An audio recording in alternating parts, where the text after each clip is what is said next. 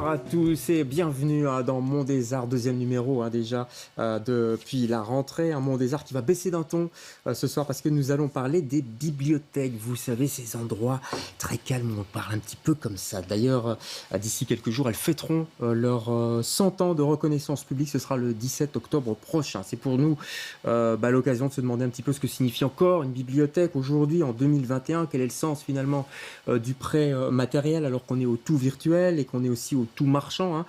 Et puis aussi, est-ce que les bibliothèques sont toujours des lieux d'émancipation et de mixité sociale? Ça fait beaucoup de questions.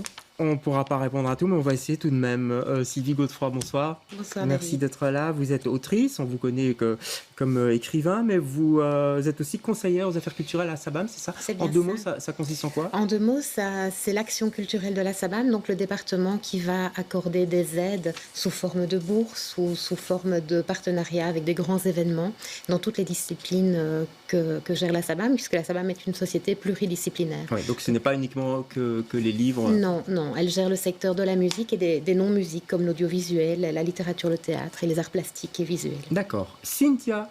Bonsoir Cynthia, on s'est déjà vu. Cynthia Ampin. Bonsoir. Bibliothécaire, responsable de plusieurs bibliothèques. Expliquez-nous en deux mots. Alors en fait, je travaille pour la bibliothèque centrale de la région Bruxelles-Capitale. Donc c'est ce qui centralise un peu toutes les bibliothèques de la région. Donc en fait, on est une bibliothèque d'appui, donc on est là pour aider les bibliothèques de la région. Donc on les aide à promouvoir les bibliothèques, à organiser des animations, et on organise des animations au niveau régional. D'accord. Jean-François Fugue, ça s'écrit Fugue, mais on dit Fugue. C'est ça, oui. C'est joli d'ailleurs, hein. Fugue de Bach, évidemment. Tout à fait. Entre autres, il y en a d'autres. Comment allez-vous? Merci d'être là. Vous êtes responsable des bibliothèques un peu pour la Fédération Wallonie-Bruxelles. Expliquez-nous en deux mots. Oui, donc moi, en fait, je m'occupe au ministère de la Culture à la Fédération Wallonie-Bruxelles des bibliothèques, des centres culturels, des pratiques artistiques en amateur et du prêt de matériel, au fond de tous les secteurs qui sont actifs sur le plan territorial. Tous les secteurs qui soutiennent l'effort culturel des collectivités locales. D'accord. Donc là, on comprend bien qu'il y a plusieurs niveaux. Les bibliothèques, finalement, ça concerne à la fois les communes, à la fois la région, à la fois la Fédération Wallonie-Bruxelles, évidemment. Tout à fait. Et puis, elles sont au cinéma en ce moment, grâce à vous, Clément Abbé, bonsoir, merci d'être là. Bonsoir. C'est un film qui s'appelle Bibliothèque publique. Oui. C'est votre premier documentaire. L'idée vient d'où ? L'idée, elle vient du fait que j'ai fréquenté la BPI, la Bibliothèque publique d'information à Paris, quand j'étais étudiant à Paris. Ouais, au Centre Pompidou. Au Centre Pompidou, elle est située dans le Centre Pompidou, sur plusieurs étages. Une bibliothèque vraiment immense, Ouais. quoi, avec beaucoup de monde. Il y a beaucoup de lumière. Beaucoup de lumière, avec des grandes baies vitrées. Ouais, ça fait partie de son charme. Et donc, moi, après, j'ai fait des études de cinéma ici en Belgique. Maintenant, j'habite en Belgique. Mais j'ai eu un peu la nostalgie de ces moments où j'étais dans cette foule silencieuse et où j'imaginais des gens qui partaient très, très loin, penchés sur leurs livres ou sur d'autres médias. C'est exactement ce qu'on sent dans votre film. C'est un film qu'on peut voir à Flagey. Vous allez sur le site de Flagey. Vous pourrez voir un petit peu les horaires, parce que c'est des horaires un peu décalés. C'est jusqu'en novembre, je crois. Oui. Allez, on va regarder un extrait de ce film, c'est la bande-annonce, Plongée donc dans Bibliothèque publique, c'est le titre, c'est la bibliothèque publique donc d'information du Centre Pompidou à Paris. Regardez. Qu'est-ce que vous venez faire en général à la bibliothèque? Je viens écrire à la bibliothèque. Vous écrivez quel genre de choses? Un roman, là j'écris un roman. Moi je dis, je suis venu pour consulter les cours de langue. Bonjour Léon. Quelle politesse. Tu me parles. C'est un vrai goujat cet homme. On s'est connus ici. Si, à la bibliothèque. 1982, ça. 1982, si j'ai bonne mémoire.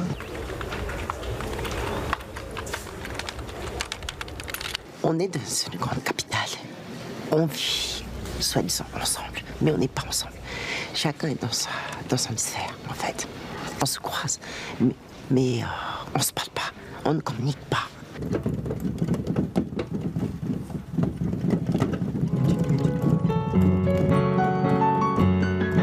J'ai besoin, de toute façon, de tout ce que je connais de sublime. Aussi loin que je me rappelle mes amours, il m'est difficile d'en parler. Cette exaltation, au-delà de l'érotisme, est bonheur exorbitant, tout autant que pure souffrance. Regarde, vous ne vivrez que pour l'instant présent et serez tout à vos amours. Ah bah Est-ce que tu y crois?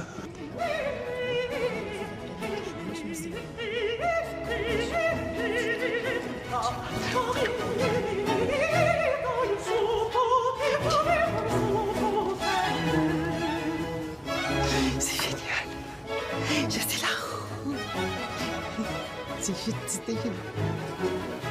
Voilà, ça donne le sourire, hein, Sylvie Godefroy. Absolument, oui. C'est un lieu incroyable de socialisation, de rencontres et de diversité. Enfin, ce documentaire, ces images le montrent. C'est vraiment impressionnant. Je vais courir à Flagey. Un petit peu hors du temps aussi, j'ai l'impression. C'est peut-être dû aussi au fait qu'il faut parler un peu différemment. Je sais pas, il y a un côté. On est hors du temps, en fait.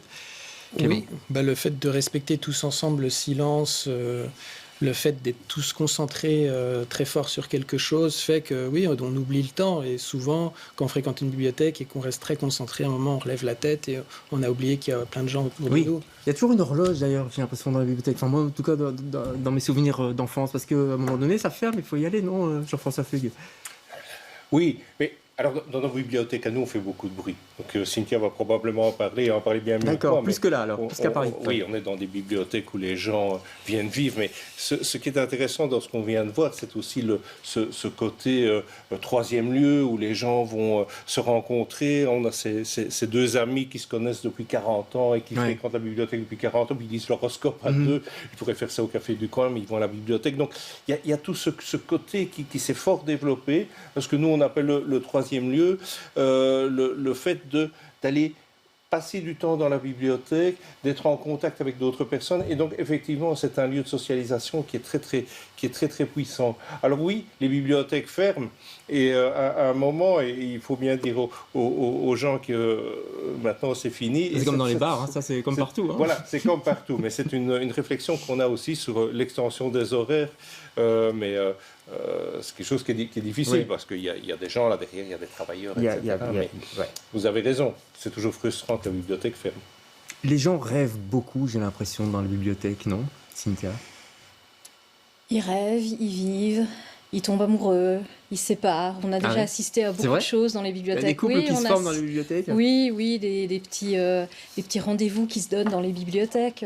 Comme disait Monsieur Fugue, c'est un troisième lieu. Le troisième lieu, c'est ce qu'on appelle... moi, j'aime bien dire aussi lieu de vie. Donc le troisième lieu, c'est un lieu qui n'est pas la maison et qui n'est pas le travail. Et donc, c'est des lieux où on se donne rendez-vous.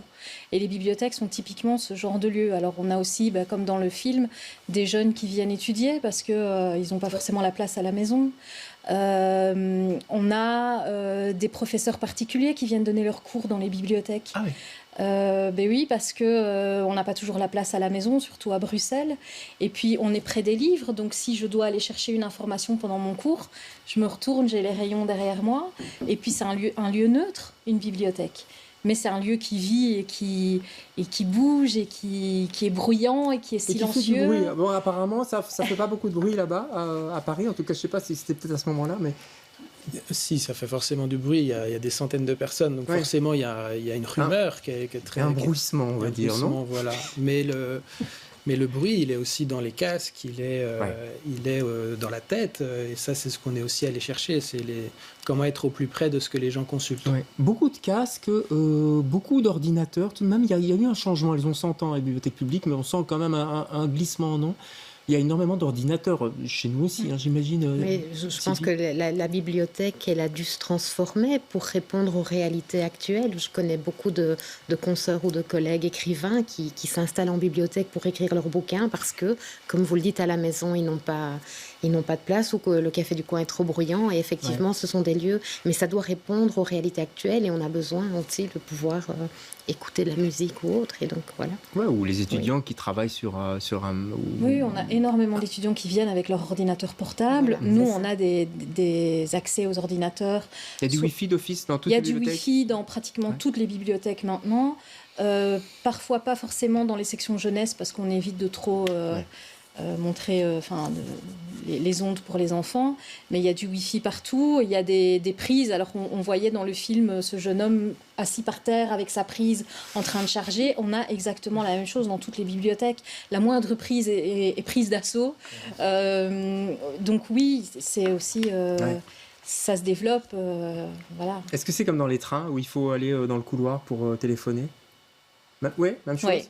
Oui, ça, le téléphone quand même, voilà, c'est ça. Oui. Jean-François Feuille. Oui, mais assez étonnamment, en parlant d'informatique et d'ordinateur, j'ai regardé les dernières statistiques ce matin, et le fait d'initier les gens à l'utilisation d'Internet reste une pratique courante dans les bibliothèques. On pourrait croire que dans notre société, aujourd'hui, tout le monde a son ordinateur portable, tout le monde peut maîtriser la recherche documentaire et en tout cas l'utilisation d'Internet, mais ça reste une activité importante.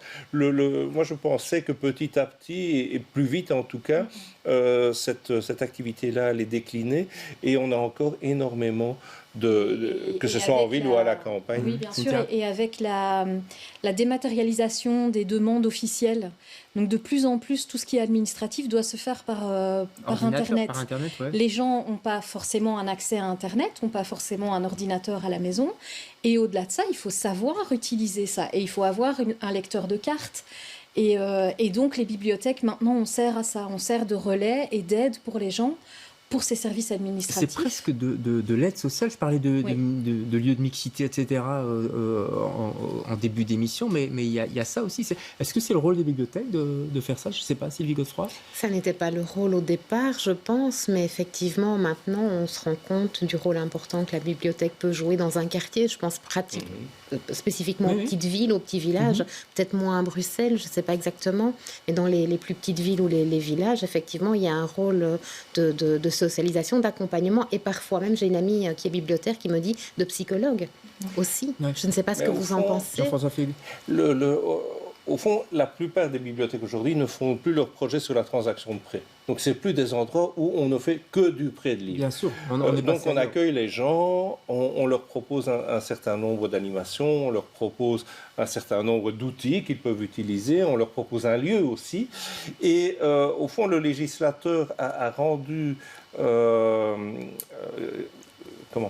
a donné à cette nouvelle orientation sa lettre de noblesse en transformant le décret en 2009. Ouais. Et aujourd'hui, on n'a plus un décret sur les bibliothèques publiques, on a un décret sur le développement des pratiques de lecture. Alors, le développement des pratiques de lecture, c'est vu de la manière... Mais ça, concrètement, parce que ça, c'est des termes juridiques. Oui, c'est ça. Alors, on ne dit jamais ça aux gens. Non. On ne dit pas aux gens, venez ici, on va développer vos pratiques de lecture. Mais ça veut dire que tout ce qui tourne autour des capacités langagières, de l'expression écrite, orale, de la lecture, va être au centre du projet, mais va prendre des tas de formes. Et c'est un peu ce qu'on voit dans votre film.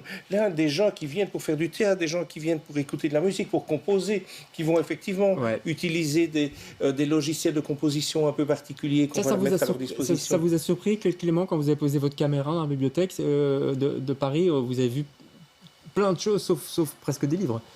Oh, il y a quand même beaucoup de livres, oui, mais il n'y a pas que des livres, mais en fait il y a deux axes au fait que ce soit des lieux d'une très grande démocratie et des vraies bibliothèques publiques. Il y a le fait que effectivement on peut d'un point de vue utilitaire donner accès de manière sociale à plein de choses dont les gens sont dépourvus et surtout les plus précaires. Ne serait-ce que communiquer avec sa famille, ne serait-ce qu'envoyer un mail, pour beaucoup c'est quand même essentiel, ne serait-ce qu'avoir chaud quand il fait froid en hiver. Mais l'autre axe de démocratisation, c'est qu'il faut qu'il y ait effectivement un panel de médias qui soit accessible à tous et qui renvoie à toutes les pratiques. Il n'y a pas forcément que de la culture élitiste dans les bibliothèques, heureusement, et on peut se dépasser et aller chercher quelque chose de très beau sans être dans une culture élitiste. On fait attention, ça, du côté des achats, par exemple, pour les bibliothèques, etc. On fait attention à acheter pour toutes les cultures, pour tous les intérêts. Oui, bien sûr.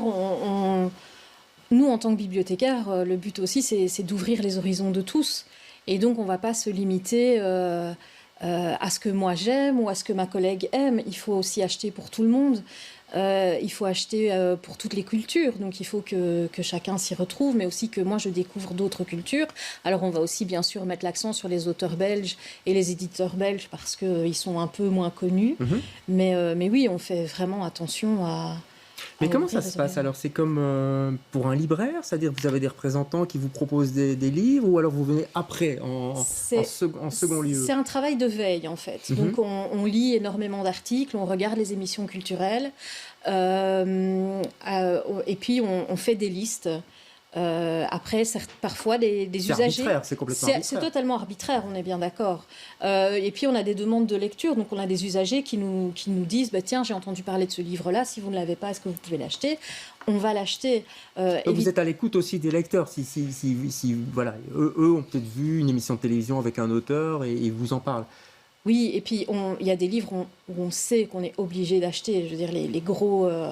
la rentrée littéraire, on ne peut pas y échapper. Ouais. Du Guillaume Musso, du Marc Lévy, du Amélie Nothomb. On ne peut pas ne pas avoir ça en bibliothèque, mais il faut pouvoir leur proposer autre chose aussi. Alors, tout ça s'achète, tout ça a un coût. Vous avez des subsides, évidemment, en tout cas pour les bibliothèques publiques. J'ai noté 20 millions par an, plus ou moins, c'est ça oui. On est... Donc, en fait, c'est suffisant, ça ? Alors, c'est suffisant. Ce n'est jamais suffisant. Ça, c'est la phrase qu'on entend tout le temps. Évidemment. Donc, en fait, les bibliothèques publiques sont organisées par un décret. Et le décret, c'est la Fédération Wallonie-Bruxelles qui en vérifie l'application. Mais le plus gros soutien des bibliothèques vient des villes et communes et provinces, des pouvoirs publics locaux. Donc, on peut dire aujourd'hui que la Fédération Wallonie-Bruxelles donne environ 25% des moyens nécessaires à l'organisation des bibliothèques. Donc le reste, ce sont vraiment les collectivités locales. Les communes, etc. Ici, c'est la ville de Bruxelles, dans le cadre de la bibliothèque de Cynthia. Ce sont parfois les provinces, dans le cas des grandes bibliothèques provinciales, bibliothèques centrales en Hainaut, à Liège, etc. Et sinon, ce sont les communes en grande partie. Donc, c'est vraiment une association. La lecture publique en Belgique est organisée en partenariat par les pouvoirs publics locaux et la Fédération Wallonie-Bruxelles. D'accord. Et donc, tout ça, ça fait une certaine somme de subsides. Est-ce que c'est suffisant ? Moi, je vous pose la question à vous, Cynthia, et je vois que déjà vous dites non. Non, comme on disait, c'est jamais suffisant. Le gros problème, c'est les locaux. La plupart des bibliothèques, on est dans des petits locaux, on est dans des locaux qui ont été construits pour des bibliothèques il y a 40, 50 ans, qui sont plus du tout d'actualité. On parlait de l'informatique et de l'électronique, mais on n'a pas assez de prise dans les bibliothèques. On doit avoir des rallonges. On voudrait évidemment tous pouvoir avoir un Muntpunt, mais bon, le Muntpunt, c'est la grande bibliothèque néerlandophone qui se trouve à Donc vous voulez dire que du côté francophone, on est un peu plus délaissé ? Non, je pense pas, parce qu'il y a des bibliothèques qui sont construites. À Liège, ils sont en train de construire une nouvelle bibliothèque. Nous, à Bruxelles, on a construit la bibliothèque Bruegel à la rue Haute. Donc c'est fait. Maintenant, de toute façon, vous allez demander à n'importe quel bibliothécaire, on va vous dire qu'on voudrait pousser les murs pour pouvoir mettre plus de livres. Mais donc ça, c'est le vœu des bibliothécaires. Il y a les lecteurs aussi. Est-ce qu'ils viennent ? Est-ce qu'il n'y a pas trop de bibliothèques aussi ? Je ne sais pas, Sylvie Godefroy, en tant qu'autrice, qu'est-ce que vous en pensez ? Moi, en tant qu'autrice, je vous dirais qu'il n'y en a jamais assez et qu'il en faut plus, parce qu'en Belgique, francophone en tout cas, les auteurs ont peu vraiment de lieux pour être vus. On n'est pas suffisamment vus, je pense. Ça ne suffit pas, les librairies, les rencontres dans les librairies je n'opposerai pas la bibliothèque à la librairie, je les associerai. Au contraire, je crois que c'est un acteur complémentaire à la librairie et même au théâtre, parce que moi, en tout cas, ma petite expérience d'autrice, c'est que régulièrement, quand j'ai un livre qui sort, il fait l'objet d'une présentation dans un théâtre. Je pense que les théâtres, les librairies, les bibliothèques sont des partenaires d'un même combat qui est finalement la visibilité des auteurs. Mais donc, il n'y a pas une concurrence, parce qu'on parle de bibliothèque publique, on parle de gratuité, les librairies, c'est commercial, donc et c'est le même produit quand même. Donc, est-ce qu'on n'est pas là dans des champs concurrents ? Alors, notre expérience, c'est que les gros emprunteurs sont aussi de gros acheteurs. Parce qu'ils sont simplement de gros lecteurs. Et donc, c'est ça, fondamentalement, qui les caractérise. C'est ça leur identité. Donc, non, il n'y a pas de concurrence. D'autant que les bibliothèques publiques, en tant que réseau, parce que c'est un réseau, les bibliothèques, c'est 155 réseaux de lecture publique sur les territoires, c'est 500 points de lecture dans le pays. Plus de 2 millions de livres en papier, j'ai lu. En tout. C'est ça, Non, il y a 11 millions.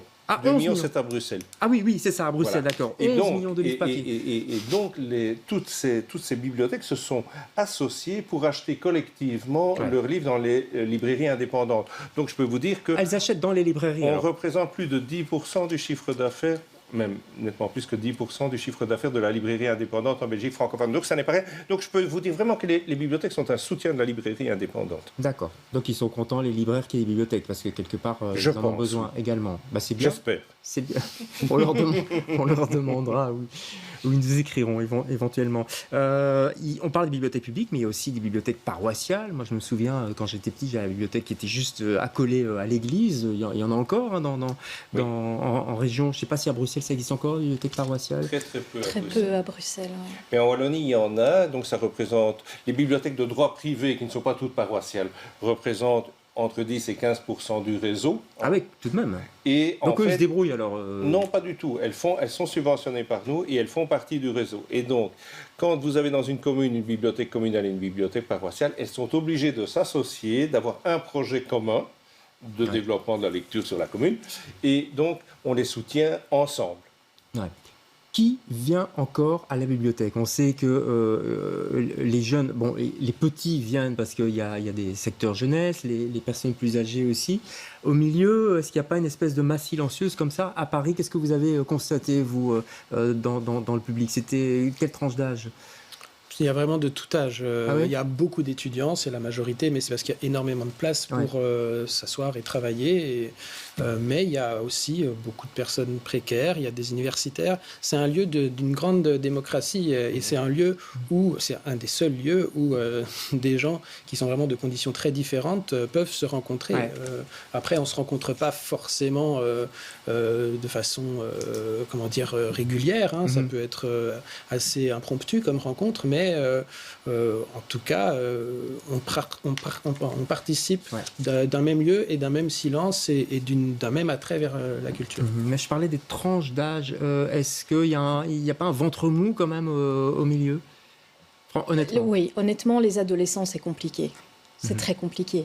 Ils viennent chercher les livres pour l'école. Ouais. C'est ça, quoi. Mais voilà, après, on les récupère. Ils viennent beaucoup pour étudier, pour faire leurs travaux de groupe, pour faire des recherches sur Internet. Mais vraiment, au niveau lecture, alors heureusement, on a de plus en plus de mangas, et les mangas amènent les adolescents. Mais c'est un public qui est très difficile à accrocher. Qu'est-ce qu'on peut faire alors? On peut essayer de faire des animations, il y a certaines bibliothèques qui font des clubs de lecture manga. Après, on leur demande aussi qu'est-ce que vous attendez de la bibliothèque, et puis en fonction de leur réponse, on essaye de faire des choses. Des lieux d'études, c'est une grosse demande de leur part. On revient à l'argent, mais on n'a pas la place dans les bibliothèques, malheureusement, pour leur permettre de s'installer comme ils voudraient. Et vous avez parfois des expériences vraiment étonnantes. À Namur, à un moment donné, ils ont développé un BD-bus. C'est-à-dire c'est un bus où on ne prête que des BD et qui s'installe en face des bibliothèques publiques, mais ils ne prêtent que des BD. Et ils se sont rendus compte à ce moment-là que le nombre d'hommes affiliés augmentait. Et donc de jeunes hommes, parce que vous parliez du ventre mou, et effectivement on a parfois aussi un problème pour les gens qui ont entre les 20 et 35 ans, et le nombre de jeunes hommes a augmenté très fort parce qu'il y avait cette offre-là. Donc parfois on parle des mangas, on parle des bandes dessinées, il y a parfois des approches qui peuvent changer un peu la démographie. Est-ce que les auteurs, les autrices ont suffisamment, selon vous, selon ce que vous savez, hein, dans les bibliothèques? On sait que les librairies organisent des rencontres, des séances de dédicaces, notamment en bande dessinée, tout ça, mais en bibliothèque? Je vois régulièrement des annonces de promos d'auteurs qui dédicacent ou qui présentent le livre, mais moi j'aurais envie de dire que ce n'est jamais assez. Voilà. Mais je dirais la même chose pour les librairies. Je pense qu'il faut vraiment multiplier les occasions de diffuser les livres des auteurs belges, parce que c'est vraiment eux qui en ont besoin. Il y a ici en Belgique, en Fédération Wallonie-Bruxelles, une espèce de timidité à lire le belge, à promouvoir et à être fier de nos auteurs belges. Moi je pense qu'au contraire, il faut le faire. Vous êtes attentive à ça, Cynthia? On est attentif à ça. Au-delà d'être attentif, vous êtes Oui, bien active. sûr. Et on fait venir des auteurs, on présente des maisons d'édition. À la Bibliothèque des Riches-Clairs, en début de semaine, on a d'ailleurs présenté une maison d'édition belge spécialisée en théâtre, Les Oiseaux de Nuit. Donc oui, on fait vraiment attention à ça et à la promotion des auteurs, bien sûr. Parce que c'est les 100 ans, hein. Il faut ramener les gens. Vous aimez l'histoire, j'ai entendu, en 2 mots, parce que l'émission se termine il y a 100 ans, donc on était en 1921, si je suis pas très fort en maths, ça j'ai réussi à le faire. C'était comment une bibliothèque il y a 100 ans en Belgique? En fait, les bibliothèques n'étaient pas très organisées, c'était des bibliothèques de Maison du Peuple, c'était des bibliothèques paroissiales, des petites bibliothèques un peu associatives, et Jules Destrée a voulu donner un statut à ces bibliothèques en leur donnant une subvention qui était assez faible à l'époque. Mais il a dit, on va reconnaître ce qui existe pour que le peuple lise. C'était ça l'idée. Et on va leur donner des moyens parce que ça va les faire rentrer dans une logique de service public. Ouais. Les moyens, on les réclame encore un petit peu. Enfin, ils sont là déjà quand même. Ils sont là. Franchement, voilà, elles sont là 100 ans après tout de même. On ne doit pas se plaindre, les bibliothèques sont là. Après, ça fait 100 ans de reconnaissance officielle, mais les bibliothèques existent depuis plus de 2000 ans, elles continueront d'exister. Et je ne m'inquiète pas pour les bibliothèques. Voilà. Merci à tous les cas d'avoir participé à cette émission. Je rappelle votre film Clément Abbé, ça s'appelle Bibliothèque publique. On peut voir ça flagé, c'est ça? En ce moment jusqu'au mois de novembre, il y a 7 séances, je crois encore. D'accord. Voilà. Bibliothèque publique, allez voir ce film et puis allez en bibliothèque. Il suffit de pousser la porte, puis on s'inscrit. Et c'est gratuit. Et c'est gratuit, c'est surtout ça. Élysée du Belge. C'est le maître. Élysée du Belge. Voilà, on a compris. Merci à tous les 4 d'avoir participé à cette discussion. On se retrouve jeudi prochain pour un autre Monde des Arts. Bonsoir.